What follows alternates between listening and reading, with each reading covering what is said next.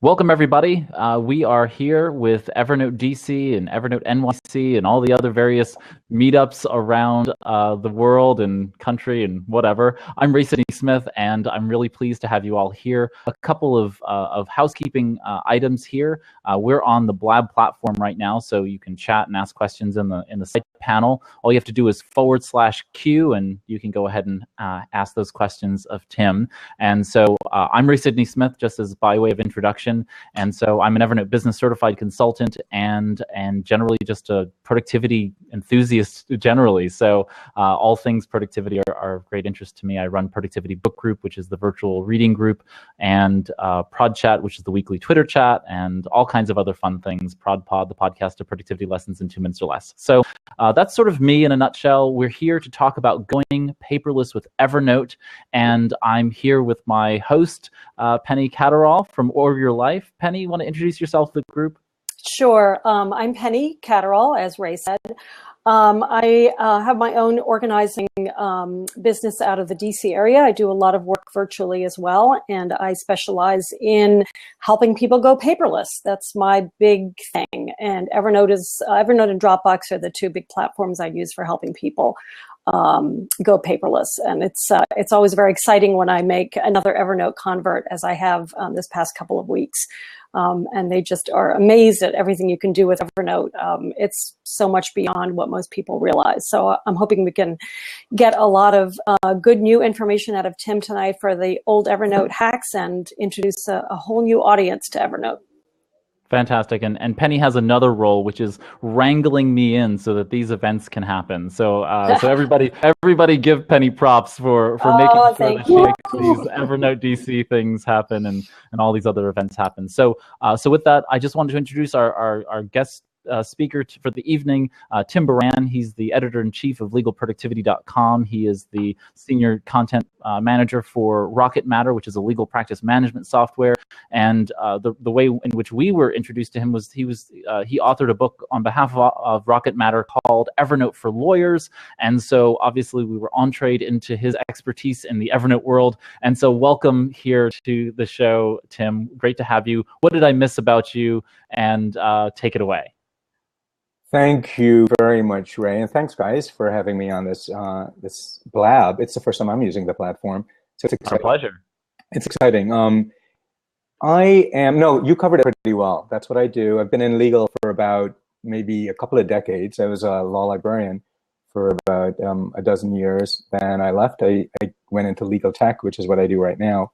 And as editor of the Legal Productivity blog, we talk about ways that lawyers can ramp up not just their productivity, but their efficiency, but the way they service their clients. So just as a caveat, when I talk about productivity and when we talk about tech, I would say I'm tech savvy, but I'm not a tech geek. I just want things to work, right? So there are folks who love to just take things apart and try 25 different things. Yeah, not me. Not me. I love exploring, but very quickly I will stop and I was like, look, these are the 3 things I like, and I will go deep. Evernote happens to be one of them. Mm-hmm. And it's the same way I feel about productivity. So I mean, I almost one day I was talking and I told the folks, I said, there are some folks that think of productivity as like productivity porn, which is in love with the concept of it. Mm-hmm. You know, like so many different tips and so many different kind of productivity tips. Instead of saying, look, let me act on like a top 5 of those and make that how I, sort of do my work every day and how I live my life. So just before we started, I told the guys that I'm going to put them on the spot. So I'm going to share, since, Evernote is a productivity tool and these guys are productivity experts. So I'm going to share my top 3 productivity tips before we go into Evernote. So the first one is email, right? Email, everyone talks about the death of email. People hate email, it takes up too much time. About a year and a half ago, I started a practice, maybe 2 years ago, where I tried to limit my email to only 5 sentences. It takes more time, a little bit more time, But think about it. If you get a long email, if you go through your emails and you're just going one by one by one, and you see a really long email, you go to the next one. You think, oh, I'll do that later, right? And then short emails beget short emails. So when I send a 5-sentence email, people read it and they respond with some. They wouldn't go on and on and on. It's just this sort of psychological thing. Right? Second, prepare the day before. Right. So for me, that really works. So at the end of the day, or in the evening before you start the next day, think about what you want to accomplish the next day. Think about your tasks and prioritize them. Because when you start in the next morning, it can go crazy, right? You have all these distractions. You go on to social media, you check email. But if you prepare the day before, it really helps. Also, for me, it really helps with my stress level. I go to bed feeling completely like in charge of what I'm going to do and in control of what I'm going to do the next day, or not stressing about what the next day is going to bring. And finally, and this is almost most important, turn off all notifications except calendar events, because you don't want to miss a meeting, right? So on my phone, on my computer, all of the notifications, if I want to hop into Twitter, if I want to know what someone is saying on Twitter and I'm active on there, and if I want to know what someone, as a matter of fact, I took my Facebook app off of my phone about a year and a half ago. And if I want to access Facebook, I do it via the browser. So it's taking off all notifications really, really help. But do keep your calendar notifications on, or else you'll start missing. You'll start missing meetings. Okay, guys. So you want to share your top one each before we dig in? Ladies first. Okay. Well, my top one is very similar to. We're getting a little bit of feedback. Yeah, feedback. Yeah. Okay, is it better now? Yeah, it's better now. There we go. My top one is actually very similar, Tim, to yours in terms of preparing the night before. I have 2 grown kids, so I have a lot of leftover office supplies, and among them, or school supplies, and among them are bright fluorescent index cards. And what I try to do before I go to bed is write down the 3 things that I need to get accomplished the next day on that index card. And while I am a paperless person, I do carry that index card around with me. It's small, it's very bright, it's pink or green or orange. I don't lose it. And I go through my day and make sure those 3 things get done. Even if, and I think 3 is like the magic number. If you try to do more than 3, it gets out of control. So that's my one thing that helps me go to sleep at night, because I put those 3 things down and then I just don't have to think about it the next day. I just take it with me, and when I do it, I just cross it off the list. And then I go back to my overall task management later and just make sure that it's coordinated. But I would say that little piece of paper is, and then I throw it away at the end of the day. That's the most important thing. And I start with a new index card at that night. So only 1, right? I don't have to give 3. No, that's good. Oh. No, that one. No, that's good. Okay. What about you, Ray? Oh, let's see. I'm all about it's not minimalism in sort of the faddish perspective, but minimalism in the information perspective. So we all are so inundated with information nowadays, and I'm finding myself having to write guest blog post after guest blog post about this topic. So the best thing I can tell people to do is to turn off the number of superfluous email that you receive, turn off the number of RSS feeds and blogs that you read, pare it down to the pure essentials. You can have, all kinds of blogs that you want to read, or news, things that you want to read, but really bringing yourself down to the essential is going to be able to help you be more productive, because the more focus that you are in terms of the information that you receive, the more productive you're going to be on the other side, which is having the time to digest, comprehend, retain, and then be able to utilize that information. But I feel like more and more every day we have, people who are feel inundated by information. And then in order to satisfy that need, they just keep looking for more information, and then it's a downward spiral. So my tip is to reduce. The first R in reduce, reuse, recycle: reduce the information overload. sorry to interrupt. I have one quick comment on that, Ray. There's a great WNYC podcast called Info Magical, and it's a whole week of reducing information overload. So if anybody wants to do that, it's on a podcast. You can just do a search for Info Magical, and I just went through it last week, and it was really fun to do. On NPR? No, WNYC. Okay, yeah, it's the NPR, which is NPR, right? But it was broadcast originally. I'm going to throw because Blab lets us do so. I'm going to throw the link to that here in the cool. in here. Oh my God, he's such a good moderator. He's like paying attention and he's doing things. So the only problem is that this just notified me that it won't show this in the recording. It's only going to show it to you folks who are watching live. So if you're watching the recording, I'll make sure to capture that and put that in the show notes with the link. But there it is for everybody. All right. So what if because I'm a big podcast listener too, and I weed podcasts also. So maybe that's a podcast I shouldn't weed. Yeah, don't weed this one. Don't weed that one. Yeah. All right. So Evernote and Paperless. Now, Evernote is obviously just one tool that you can use to go paperless, right? We were just talking earlier about Dropbox and Box. If you want to move to a paperless office, you'll also need a shredder and you'll need a good scanner.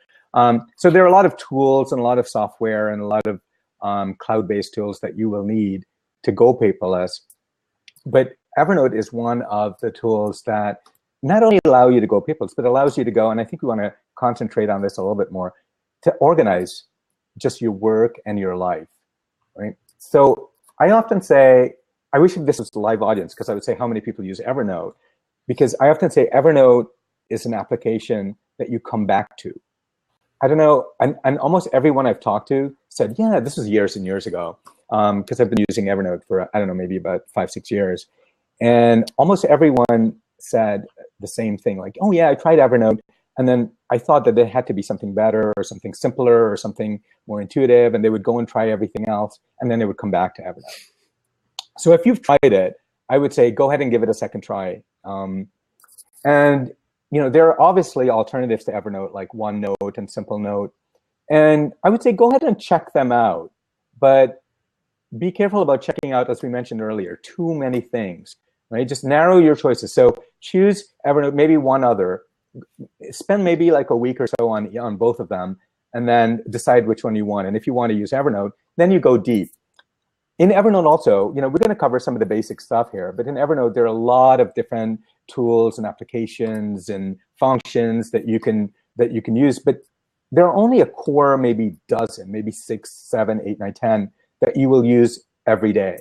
So learn those well and use it, and don't be concerned about not knowing something else, because then you wouldn't use the app. There are some folks that I talk to who use Evernote and say, yeah, there's so many different things, ways to use Evernote. There's so many different things in there. There's like the web clipper, and then if I want to email something, if I want to collaborate, there's a chat feature now, which I'm not a fan of, by the way. And so maybe you guys can talk about that. But if you want to collaborate in Evernote, I don't think Evernote is a good collaboration tool. I use other, something like Google Docs if you want to collaborate on a document. But maybe you guys have a better solution in Evernote for that. So Evernote. So I'm not sure if everyone on here uses Evernote or if there are folks who are just thinking about using Evernote. But Evernote is the same way your hard drive is organized into files and folders. Evernote is organized into notebooks and notes. You know what? When I'm looking at Blab, I'm actually looking at myself talking, and I should be looking at the camera. It's all right. It's all right. What I asked in the chat feed, who's using Evernote, and it looks like a good, third of the group are probably Evernote users. So we have some Evernote users, that, probably some Evernewbies and some Evernoters out there as well. Okay. So once you sign up for an Evernote account, the beauty of Evernote for me, the first time so one of the things on my hard drive, I use Dropbox, I use Box, I use Evernote. So if my computer dies, I have no fear. I don't. The one thing I don't do very often is back stuff up, but because the only thing I have on my computer are applications. Right? I could just re-download those applications. Everything that all the documents that I use, everything that I type, if it's in Microsoft Word, it goes into Dropbox. If it's if it's a video that we just it goes into Box because I have more storage in Box, right? So Evernote, you don't even have to do it because Evernote sits on your desktop. It syncs with a cloud version, and then it's available on your mobile device. I almost never use the web version because it's right here on my desktop. I just have to click on Evernote, and it's open all day. So let me share just a few of the ways. Look, since this is a conversational, and we were chatting about this earlier, instead of me droning on for like 30 minutes or something, since this is a sort of a blab, is a conversation, I'll stop every now and then. And Ray, feel free to interrupt me and say, look, there are some questions or there's some concerns. Let's chat about that a little bit more. So I'll just go down a list. I have a second screen open over here, and I have an Evernote, and that I took some notes in. So if you write, and many of us do, if you work today in today's economy, you have to write, right? You were talking about blog posts earlier. Blog post ideas, so every time I come, I could be on the train, I could be coming home, I could be biking, I could be talking to someone, I could be in a conference, I could be listening to a podcast. Every time I hear an idea for a blog post, I write a lot. It goes right into Evernote. So I have a notebook that says blog post ideas, and then in that notebook are notes. So for every idea I have, I'll create like an individual note. And whenever, for instance, I'm thinking about writing an article on diversity in the legal profession, right? That's been a big deal lately, and I'm like, there's a lot of ways we can go with there. That note in my blog post notebook has about 20 links. So I'm going a little bit overboard with that. That would be a lot of research. But every time I see something now, I just push it in there, right? If every tweet I see, every link I see that would be relevant to it, I push it in there. If I see like a picture or an image that I think would be relevant in the blog post, you just drag it into there, or you web click it into there. And something beautiful that you're talking about, Tim, is that for the folks who are watching, the Evernote allows you to be able to throw almost any file, into that Evernote note. So that single note becomes sort of like a folder in some ways, that a notebook is sort of a file of notes. The note itself is kind of like a folder for all kinds of different types of files. So you can throw a PDF in there, you can throw a tweet in there, you can throw links, and it just captures it all. Audio. And the one good thing about using Evernote and using one application for this is that you know where to find things. Because in the old days, if you weren't using Evernote, but something could be in email, something could be in your notebook, something could be in Google Docs, you just didn't know where to look for this item that you were looking. If you make a practice, a habit, there's a book called Hook. I don't know if you guys have read it, but it's called Hooked, How to Build Habit Forming Products, I think it is. But in there, Nir-Eyal. Yeah, by Nir-Eyal, he's great. And there's these concepts around how you can be productive through just forming habits, right? So make Evernote and how you use Evernote a habit. One of the things that I missed when I was talking about notebooks and notes is, let's say you can use Evernote for everything, right? You can use Evernote for your personal, so you could divide it into personal. You could have a notebook for work. So let's say you have a notebook. I work for RocketMatter. Let's say I have a notebook for RocketMatter, and within RocketMatter, instead of creating individual notes within that notebook, or in other words, instead of creating individual files within that folder, I want a subfolder. You can then stack your notes. So in RocketMatter, let's say I have 3 different, let's say I have marketing and sales and product, and each of those needs its own folder, but I want to put it under RocketMatter. You can just stack it. So it's a great organizational tool also. And you don't need a separate one for personal, and a separate one for your consultancy, and a separate one for the job that you have. It all goes into one Evernote. Now, I don't know about you guys. I'm going to throw this question out to you. Do any of you use Evernote Premium or Evernote Plus? I use Premium. Why? I like to have offline access to my notes. So if I'm on a plane, and especially if I'm traveling and I have a travel notebook on wherever I'm going and I need to look up information, if I don't have access to Wi-Fi, I want to have access to my notes. That's one big reason. The other reason is that the business card scanning feature is unbelievably useful in the premium version. I don't keep any paper business cards right now. I just snap them in the photo section with my iPhone. It takes it straight into a notebook called Evernote Business Cards, and then it goes right into my Apple Contacts. So it's much, I think it works much better than most of the other scanning I've seen for business cards. And you can't get the business card feature without being a premium member. So that's one of the reasons why. Another reason I'm a premium member too, and the premium member, it's $50 a year. So, and I think the Plus, which gives you some of this functionality, is like maybe $25 a year or something like that. So and the other reason for me is I've been using it for so long. It's been so useful. I'm like, I got to give them something. You know? Exactly.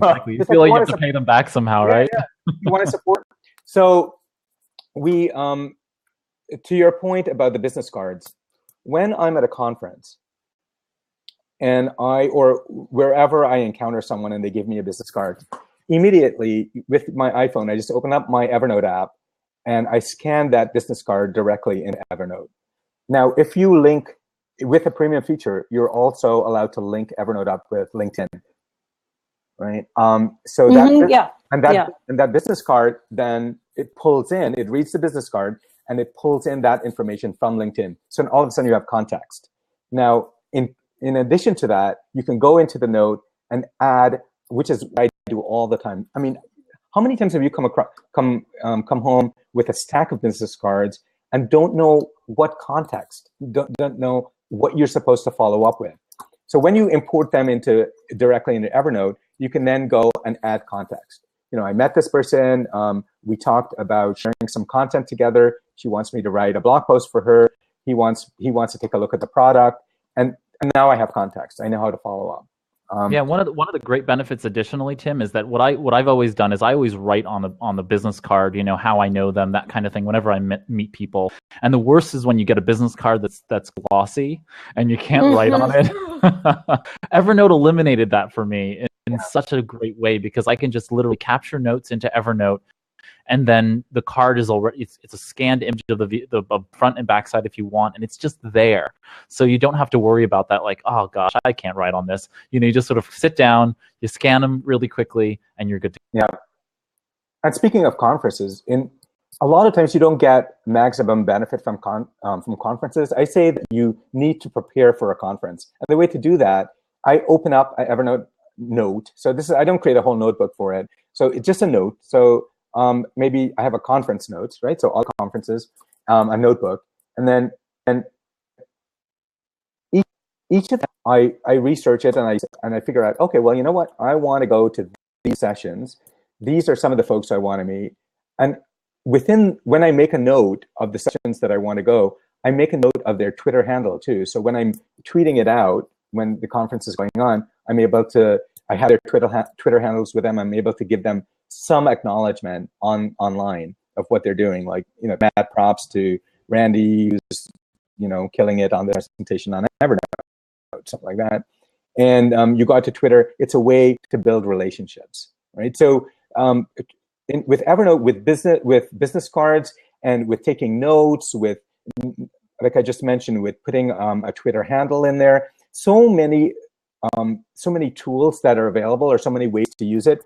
It's really enhanced how I create and nurture relationships, certainly professional relationships, because I have all the information there. Before, it would just be gone, and I wouldn't have context for it. I mean, in a lot of ways, Evernote has created somewhat of a CRM for you, and you know, there's a bit of that going on for everybody. So, absolutely.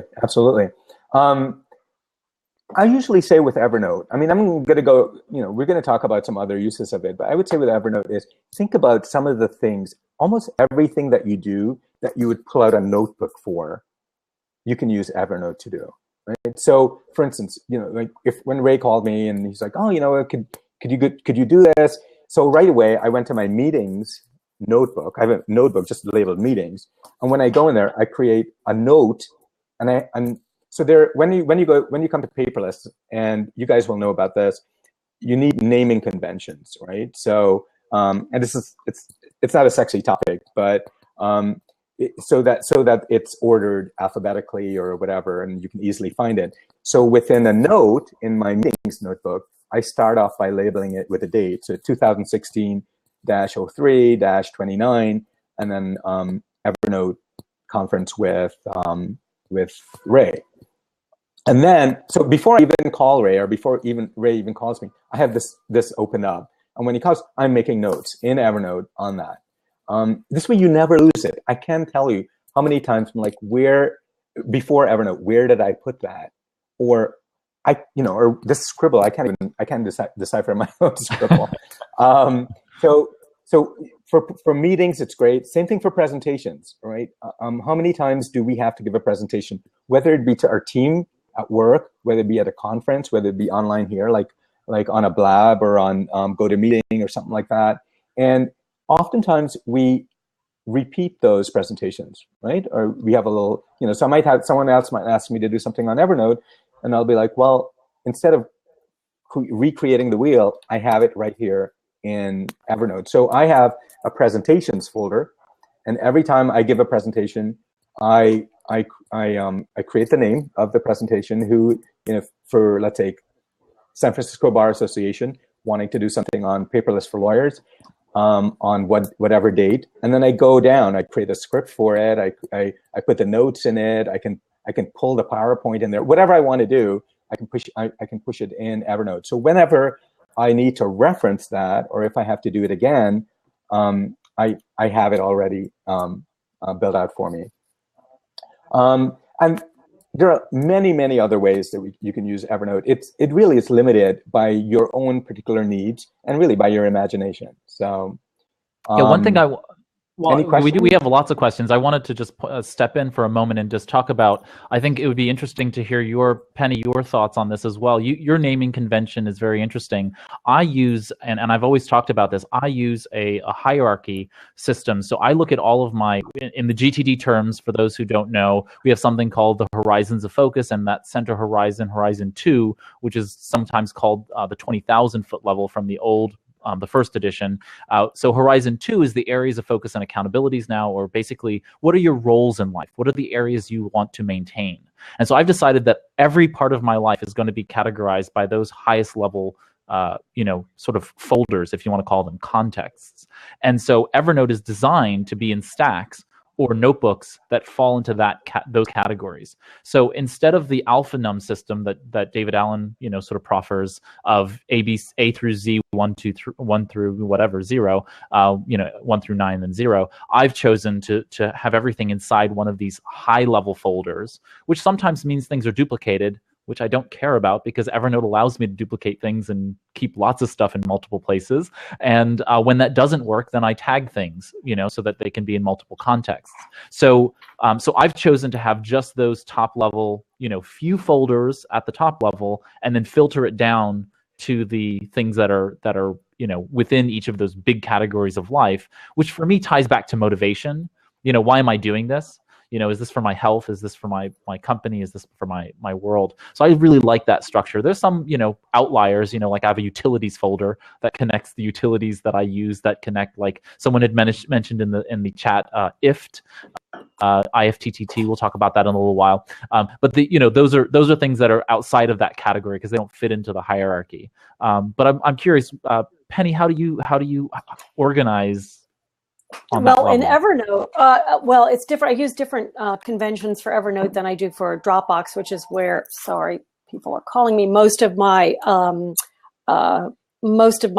files and documents and archival things are in Dropbox. And I like to tell my clients that I consider Dropbox my virtual file cabinet and Evernote my virtual bulletin board. So things that I'm constantly using, little ideas and snippets of information go into Evernote, but my actual files and documents go into Dropbox. So I sort of separate them out from my point of view that way. In Evernote, I use stacks. So there's notes, and then there's notebooks, and then the upper level is stacks. So I have 3 or 4 main stacks, and I have a business stack, and all of my things related to my Order Your Life business, whether they're blog post ideas or marketing ideas or social media post ideas or whatever, anything having to do that I just need to have access to is in my business stack. And I have my personal stack, which is things like recipes and gardening ideas and flowers I want to plant and knitting patterns. All of those kinds of things go, and they're all in alphabetical order. And then I have a completely different stack, but that's just for me because I'm doing a big family genealogy research project. So I have a family history stack, and then all the notebooks having to do with that project to go in there. So that's how I use it. The other thing that I have found very useful is to make sure to rename that first notebook that's your default notebook to something like Inbox. It will come out, Ray Sidney Smith's first notebook or something like that. And if you don't go in there and change the name of it, people never know where to find their stuff. So make sure to call it Inbox. And I actually, in order to make it show up first on my hierarchical list, I do a .inbox, and that immediately pops it up to the very top level. You want to know something?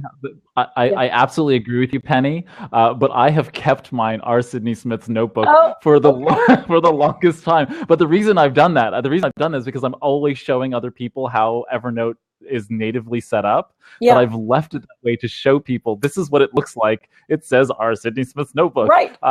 But you should absolutely change it to something like Inbox. Yeah.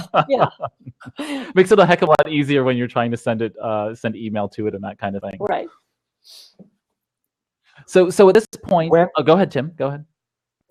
So one of the questions that I saw was, and to your point with IFTT, there are a lot of different ways you can automate processes, right? Like with IFTT, if you see something in here, put it in there.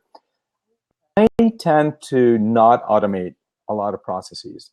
Is it less productive? Maybe a little bit, but for me, it's more of a learning thing. It's more of a keeping on top of things. So when I have to, instead of saying something will automatically go into, let's say your Feedly account, right? And you have all of these RSS feeds going into there, that's automated.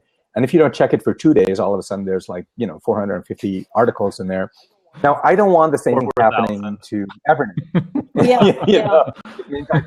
Yeah, right. So I don't want the same things happening to Evernote.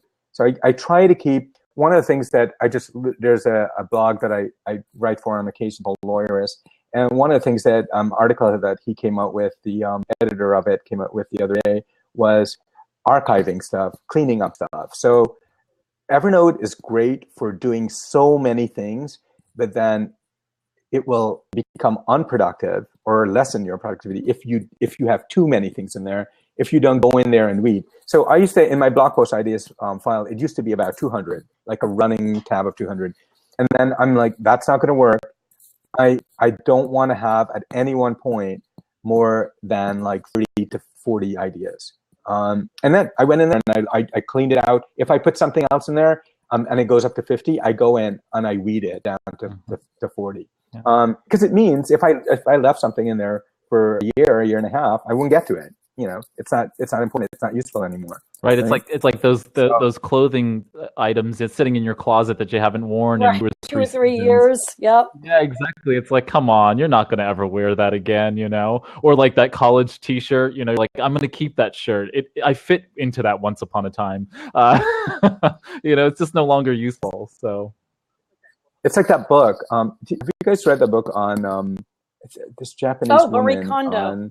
Marie Kondo. Yeah. Yes, the magic. every organizer, that's the bane of every organizer's existence, pretty much, because everybody thinks that that's the way to organize. But So So you have to actually love this piece of thing to keep it, according to her. Yes, it has to. The life-changing magic of tidying up. For those who are listening, it's by Marie Kondo. Marie Kondo, yes. And I actually bought it. I don't know how many I have it on Kindle, and I couldn't get through it. I couldn't get through it, and I'm an organizer. I had a really hard time with it. Yes, yeah. So I mean, I think it's a useful thing to check out and maybe go to your public library and just brief through it. But and it gives you some ideas. But like if your closet is a mess, she'll sort of suggest ways of organizing your closet. So anyway, we're going away from Evernote. No, but she's a little neurotic. The one thing that I really liked about her concept was this idea of sparking joy. Mm-hmm. And she talks about this in a new book, I think, called Spark Joy. Mm-hmm. But this actually is from another book by Miss Minimalist. Her name is escaping me now, but we actually discussed her on Productivity Book Group several months ago, and she talks about this 10-step process of going through, and she actually empties everything out of a space and then only puts back the things that she really loves, like the things that really provide value to her. And so using that litmus, I think alone is worth the Marie Kondo sort of getting it out of the library concept.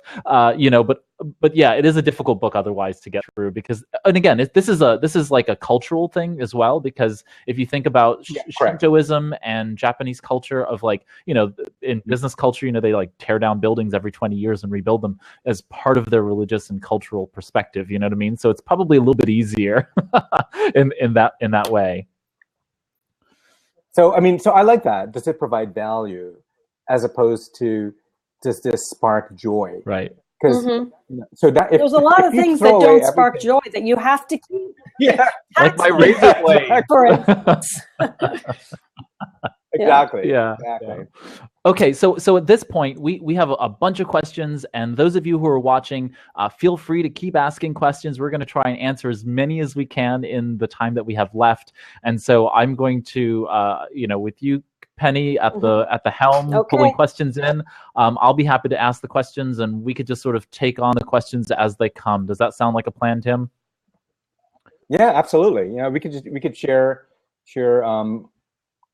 conversations around the answer. Yeah, there you go. So the first question we have up from Clark Highland Group. This was one that was asked a couple of days ago in the chat. And so it says, what are the benefits of ScanSnap iX500 versus the ScanSnap Evernote Edition versus Epson? Oh, boy. So, I can take that one. So I'm gonna lob that one to you, Penny, and see what we have. All right. Well, the ScanSnap iX500, if you is made by Fujitsu. Fujitsu makes a line of scanners called ScanSnaps, and they have a little tiny baby one, which is the iX100, which is the mobile scanner. I take that to most of my clients and try them out on scanning, sort of test driving it. Then there's one called the S1300i, which is sort of a mid-level scanner. There we go. Thank you. Yep, there it is. Yep. Similar to that. It's a little bit smaller now. That looks like an older version. And then the iX500 is sitting over here next to my desk. And it's about the size of what Tim just showed you. But the iX500 versus the Evernote Edition, I love Evernote, but I would never buy a ScanSnap that only works with Evernote. Most of the ScanSnaps, all of the ScanSnaps except the Evernote Edition, sync with Dropbox, Apple Photos. They turn things into Word documents and into Excel spreadsheets. If you just go and get the Evernote Edition, I think you can only use it with Evernote, which I think is pointless. Because you can use any of the other ScanSnap, including the iX500 with Evernote, as well as about 15 other applications. Epson, I would never, I've tried so many scanners, and I think what Clark Highland means by Epson is those sort of 3-in-1, 4-in-1. I'm not sure what he is or she is referring to, but if you're talking about one of your generic printer, scanner, copier, fax machines, there's no comparison between that kind of thing and a dedicated document scanner like anything from ScanSnap. And I just tried a Doxy scanner for the first time the other day, and it's a nice little wand thing, but boy, it's clunky and very slow. So I'm a big ScanSnap fan. And I'm going to turn on the lights in my office because it's getting dark all of a sudden. So. You know what? Just a quick follow up to that question. Evernote for a long while had something called Marketplace. And Evernote is a productivity app. It's somewhere where you could take notes and where you could store information.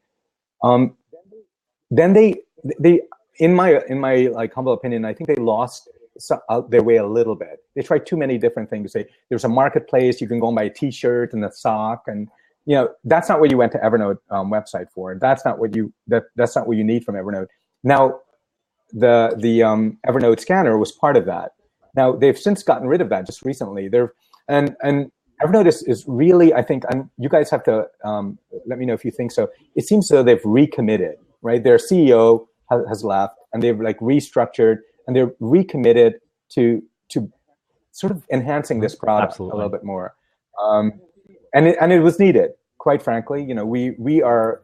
When you use a product and you're a faithful user and you like it and you know all the processes, but then there's some little things that for instance, a little thing like, and you guys can let me know if you felt the same way.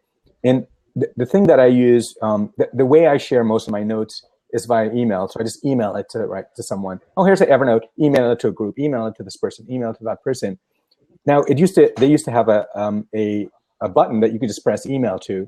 But not, because they wanted to promote chat, which I don't like, they've hidden it. You have to do it through a pull-down menu. It's an additional click. So that's like an extra step. It's an additional click, and that's a big deal if you do it a lot, right? So, but I think I feel like encouraged that they're starting to like refocus on the product itself and not all of these peripheral things, including like a Evernote scanner. Yeah, I have to say, as an Evernote business certified consultant, I'm getting feedback. Are you hearing that? Mm-hmm. Are we back? No. Okay, I think it's cleared itself up. Okay, so as an Evernote business certified consultant, one of the things that we are consistently trying to figure out is, or what are the things that are happening in team and organizational environments, and how are individual users who are using it in professional and personal perspectives identifying with different tools and features. And so it's always good to hear this feedback, because I think that as and this is public speak, not internal knowledge of Evernote's workings, is that I think the Evernote Corporation is doubling down, and they're going back to their core, back to their roots, and really honing and fine tuning their product to be the best note-taking app that it can possibly be, and being able to work both sides of it, both the Evernote business and then those folks who are handling this from a consumer or individual professional perspective, and being able to highlight those tools for them so that it works for everybody, because I think it can. So we have another question up from Peter Turok that says notebooks versus keywords in Evernote. So I'm not sure whether Peter is here to be able to clarify that, but I'm guessing what he means is, do you organize by tags or do you organize by notebooks? And it's really a preference. So if you are like an organizational freak and you're like, oh, I have this system and I have this convention and this is how I'm going to create my notebooks and notes, you almost don't need tags, right? And Evernote already has this powerful searching feature, where if there's something that you're searching for, so a quick tip, if there's something that you always want to find, but let's say like you're creating a password file, which you should never do, by the way, unless you encrypt it. But let's say you're creating a password file in your Evernote book, but you don't want to put password in there, because password is going to be in like post IDs. It's going to be in a lot of different places. Instead of using password, just do PW. So then you remember to search for PW. You will always be able to access that, right? So search functionality has made the choice between keywords and tags not as important. There are some people who are religious in the concept of using tags, right? And they're very, very organized around tags. I never used to. I'm like, how soon can I get out of this note, right? So I'm not putting a tag. I'm already like using all of my energy and all of my thought process into creating like a title and create that I know I can find, and so it will fit in a nice organizational way when I go to the notebook or to the notes. So I don't even bother with tags. I told someone that the other day, and they thought, well, you're not a true Evernote user. So tags for you work, right? There we go. It's back now. Okay. Is it back? Okay. Is it good? Oh, that's me. I'm fiddling with this, and that's why. There we go. Say that again, Tim. Say that again, Tim. So you're a tag. Yeah, I am. Again, it's all about those things that need to be cross-referenced beyond a notebook hierarchy. So if I need context to be attached to something, so like work overlapping with personal, then I'll tag both of those things. You're getting so that I'm able. Yeah, I keep hearing feedback. Yes, I hate that. Yeah, I keep hearing feedback. Yes, I hate that. I'm not. Is that better? No, I'm still hearing myself echoing. No. Okay, so if I do this, okay, so if I still hear myself, I do this. I still hear myself. You. Now, do I hear myself? Okay, so does anybody hear me? Now, do I hear myself? You hear me, right? Okay, so I'm just muting you when I'm talking, Tim, and I'll unmute you when I stop talking. Okay, so I like to have a cross-reference system so that if I have something in a category where I need to understand across two, then I'm always going to be searching against the notebook that I'm in, plus the tag associated with it. So it might be a notebook level item, but I also want to search things that are not in that notebook that also match the context, especially if I'm searching something big, right? I want to see everything that's in this category of life, and just in case the notebook and the tag are necessary, I'll pull those two pieces in. But it has to be something fairly important. So are we okay now? Is anyone? I see like there were some notes that there were a lot of feedback, but I think hopefully it's okay now. You're the best. It seems to only be when it only seems to be when I'm talking, and I'm getting it out of your speakers, so it doesn't matter. I'm just muting you when I talk, and we're good to go. It should be fine. We hear your feedback. We hear. Oh, you're hearing my feedback now. That's odd. Okay, well, someone says it seems better, so... It's great when you talk, Tim, but not good when Ray or I talk. Well, you know what? That means I'll just have to do the rest of the talking. So. We'll figure it out. So the next question is sort of tangentially related. Kevin Krause. So Kevin asked Tim, how specific are you with tags? So when you do use tags, how specific would you be with them if you did use tags? Okay, so if you look at blog posts, right? And someone says, how do I organize my blog? We have categories, we have tags, right? In like, let's say you use WordPress. What is a tag and what's a category? And I like to say that think of it as a book. The categories, or let's just say the titles are the chapters, and the tags are the index. Right? So think about whatever is in this note that you want to bring up later. Let's say you have a note from a conference and you're all about SEO and about PPC. Let's say you're a marketing person, or if you're a product, you want to learn about like all the different tools for collaborating with your engineers, and you have something called Jira because that's one of the products.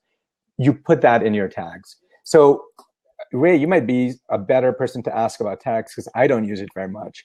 But before actually, go ahead. What I would say is that from a specificity perspective is to have what I call a tag index. So I create a set of tags, and those are the only tags I use. So there's no ad hoc tags that are created in my system. Because if you use ad hoc tags, then what happens is that all of a sudden they become unwieldy. You end up with thousands of tags, and you forget which tag you used, and all those things. So from my perspective, if you're going to use tags, create a note, call it tag index, create a note, call it tag create index, a, you can make it a shortcut basically in your Evernote system so that it's at the top.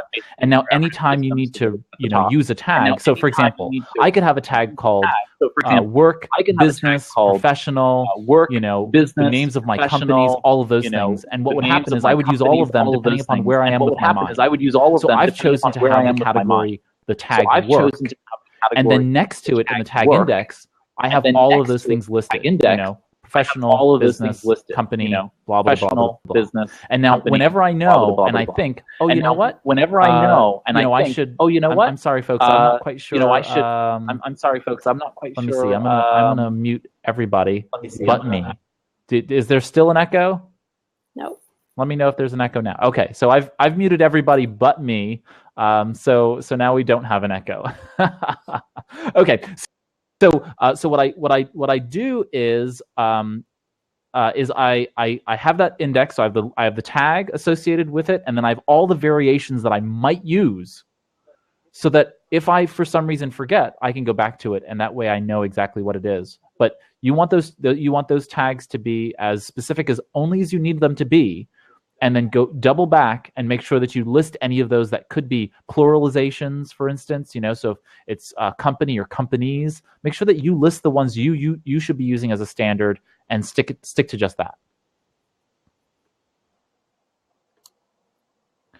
Okay, next question, Penny. So we have here, do you keep sensitive information as a local notebook, Tim? Okay, so that's a good question because it goes to security.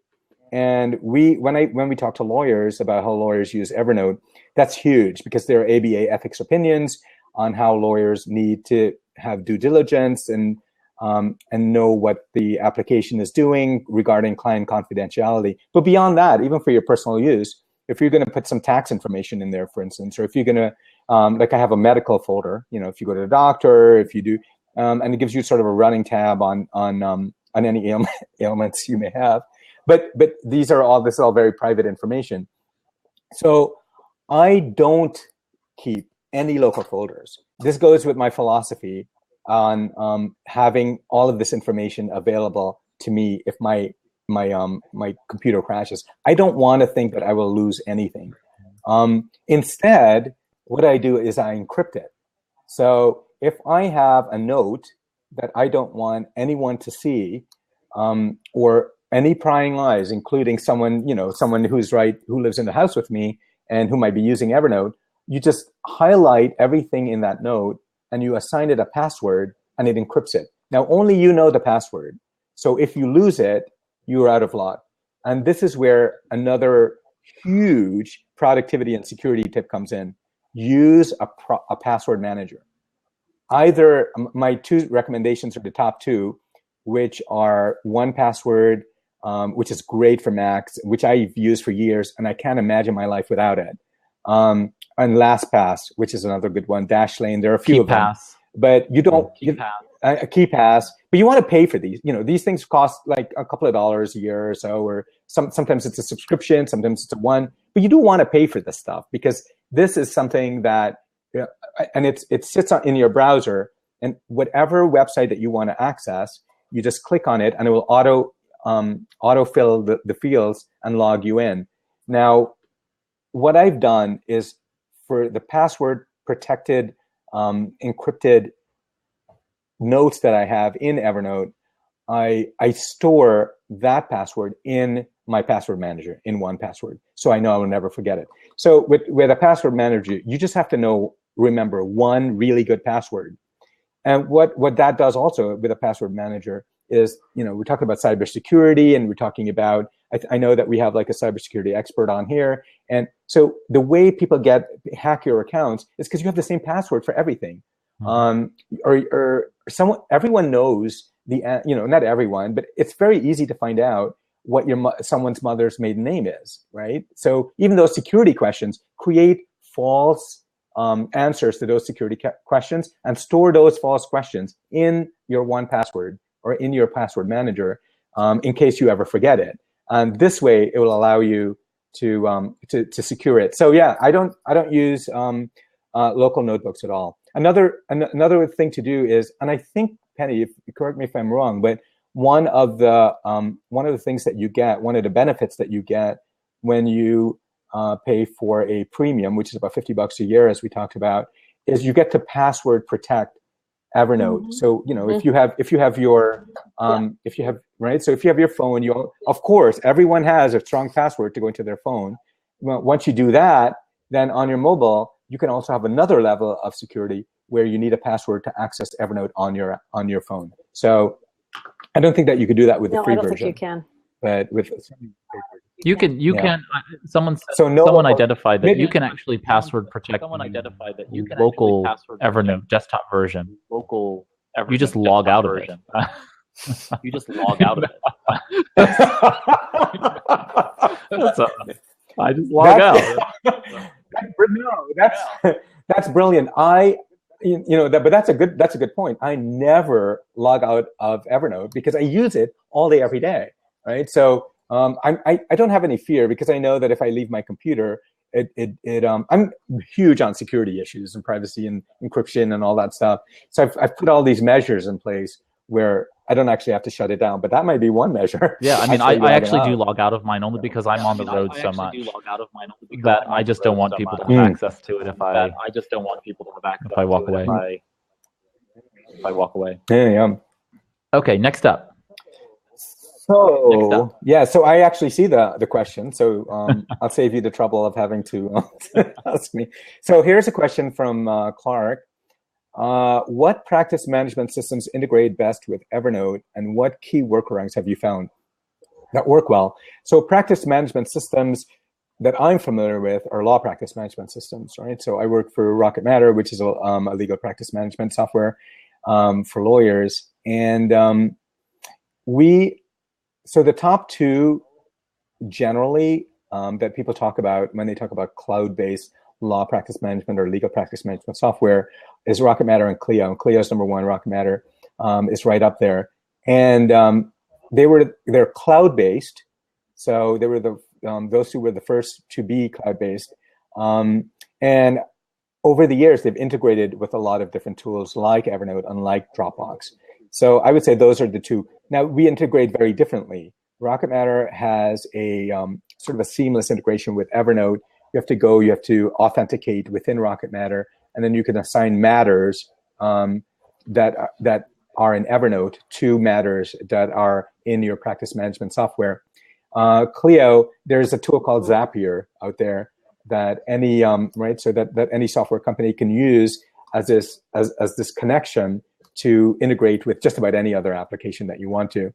And I'm not sure how that works in terms of how seamless it works, but that's what some of the other applications use for integrations. I hope that works. That helps. Yeah. Okay. So next up, Florian.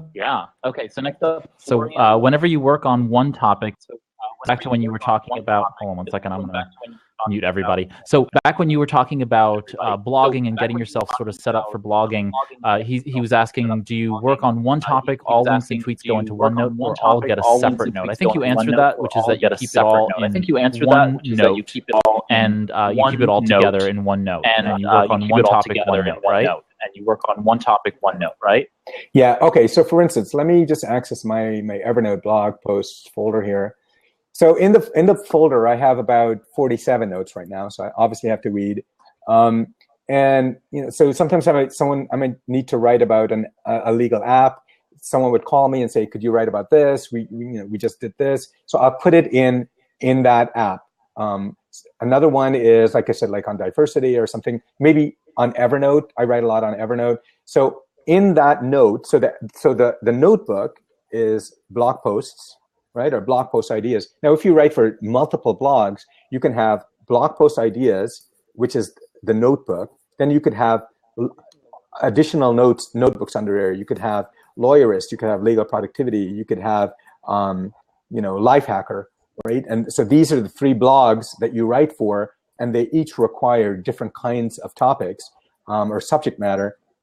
So you can then stack those folders into the blog post folder, And within those individual folders, you can then add a note for each subject matter or each topic or each tool or whatever it is that you want. And in that note, you'll like put whatever links you come across, whatever pictures you come across, whatever tweets you come across.